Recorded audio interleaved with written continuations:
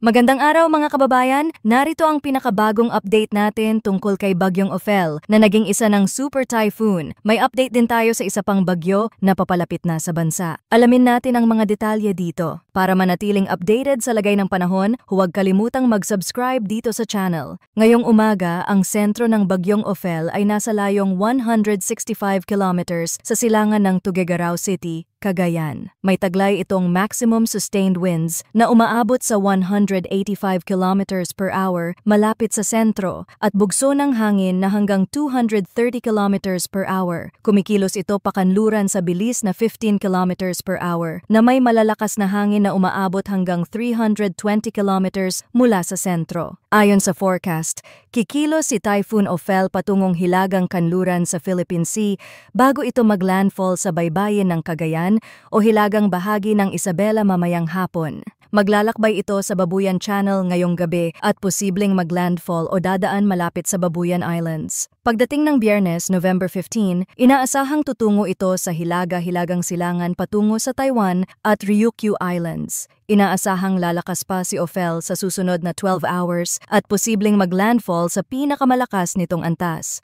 Update naman tayo sa Bagyong Manny. Ayon sa ulat ng Pag-asa ngayong araw, ang bagyong may international name na Manny, na tatawagin nating Pepito kapag pumasok sa PAR, ay nakita sa layong 1,520 kilometers silangan ng Eastern Visayas.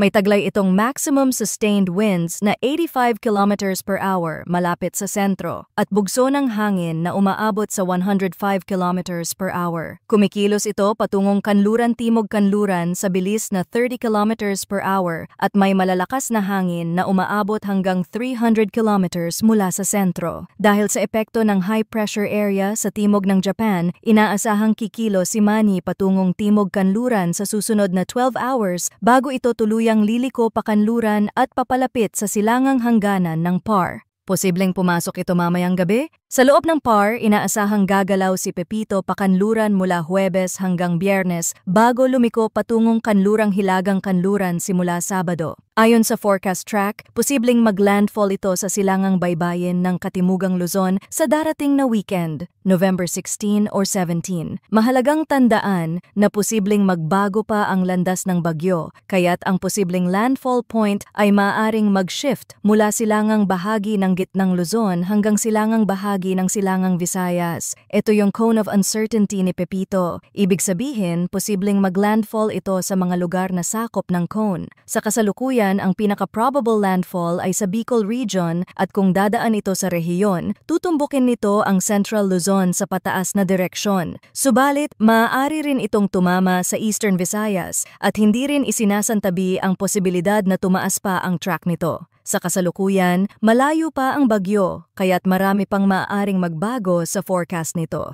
Dahil sa patuloy na paglapit ni Bagyong Ophel, itinaas na ang Tropical Cyclone Wind Signal number 5 sa hilagang silangang bahagi ng mainland Cagayan, kabilang ang Santa Ana at Gonzaga. Sa ilalim ng Signal number 5, maaaring makaranas ang mga lugar na ito ng malakas na typhoon force winds na may lakas na nasa pagitan ng 118 to 185 kilometers per hour. Ang banta sa buhay at ari-arian ay mataas, kaya't mag-ingat ang lahat sa mga lugar na apektado. Signal number 4 sa hilagang silangang bahagi ng Babuyan Islands, hilagang at silangang bahagi ng mainland Cagayan, at hilagang silangang bahagi ng Isabela. Signal number 3 naman ang itinaas sa natitirang bahagi ng Babuyan Islands, natitirang bahagi ng Cagayan, hilagang gitna at timog silangang bahagi ng Isabela, hilagang bahagi ng Apayao at hilagang bahagi ng Ilocos Norte. Signal number 2 naman ay nakataas sa Batanes, natitirang bahagi ng Isabela, hilagang bahagi ng Quirino, natitirang bahagi ng Apayao, Kalinga at mga bahagi ng Ilocos Norte, Abra, Mountain Province at Ifugao. Signal number 1 sa natitirang bahagi ng Isabela, natitirang bahagi ng Quirino, Nueva Vizcaya at mga lugar sa Ilocos Sur, La Union, Aurora, Mountain Province at Ifugao. Ayon sa pinakahuling weather advisory mula sa Pag-asa ngayong umaga, asahan ang intense to torrential rain sa Cagayan at Isabela, Heavy to intense rainfall naman ang mararanasan sa Batanes, Ilocos Norte, Apayao at Kalinga. Moderate to heavy rain naman sa Abra, Mountain Province, Ifugao, Quirino, Nueva Vizcaya at Aurora. Bukas, November 15, magpapatuloy ang intense to torrential rain sa Batanes habang heavy to intense rainfall naman ang mararanasan sa Cagayan at moderate to heavy rain naman sa Ilocos Norte at Apayao.